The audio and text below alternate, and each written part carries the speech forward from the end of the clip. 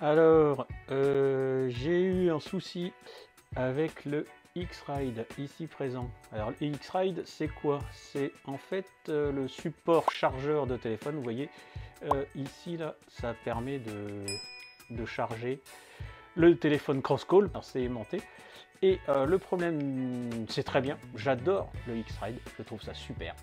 Bravo cross-call. Sauf que le problème, c'est que c'est alimenté par une fiche USB que j'ai coupé comme vous pouvez le voir, et le problème c'est que c'est pas étanche.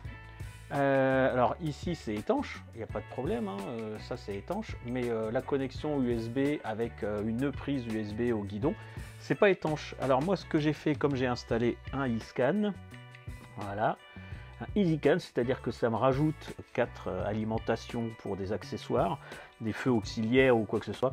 Ça permet d'alimenter plein de choses et de façon étanche. Donc j'ai branché le X-Rider, j'ai donc dans un premier temps coupé la chic à la prise USB, hein, n'est-ce pas? Ouais, voilà.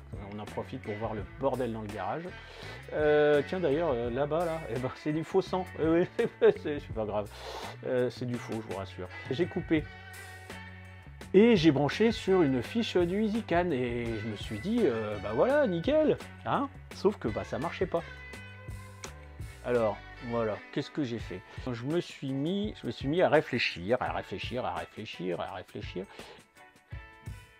Alors en fait, comment j'ai fait?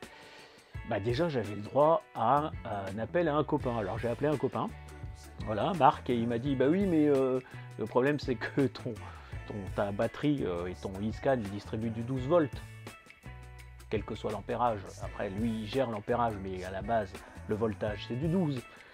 Voilà, du gros 12 qui tâche. Hein. Sauf que bah, le chargeur, lui, comme... Merci la mouche.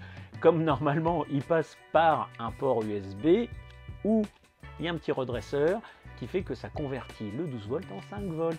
Voilà, il est content, hein, voilà. Donc, donc dans un premier temps, j'ai pleuré.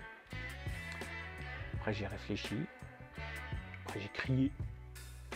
Après, j'ai repleuré. Et donc, Marc m'a donné l'idée d'acheter un petit convertisseur de 12 volts en 5 volts, tout simplement, que je branche sur le eScan. Et puis, à la sortie, après le petit convertisseur, je branche le X-Ride. Nickel. Et ça marche pas. Pourquoi ça marche pas? Pourquoi ça marche pas? Parce qu'à la sortie du convertisseur, j'ai deux fils. Hein, normalement, on va aller voir ça.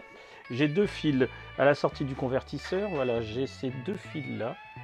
Voilà. Hein, ils sont là, on va les voir. Voilà. Je ne vais pas vouloir me faire le point, salopio. Un rouge, un noir. Et à la sortie du X-Ride, j'ai quoi? J'ai 4 fils. J'ai un rouge, un vert, un blanc, un noir. Il suffit de bidouiller, hein, et puis à un moment on y arrive. Donc j'ai un peu fait toutes les combinaisons possibles. Et la combinaison qui marche, c'est donc les fils qui viennent du X-Ride. On joint ensemble le noir et le vert, et on joint ensemble le rouge et le blanc.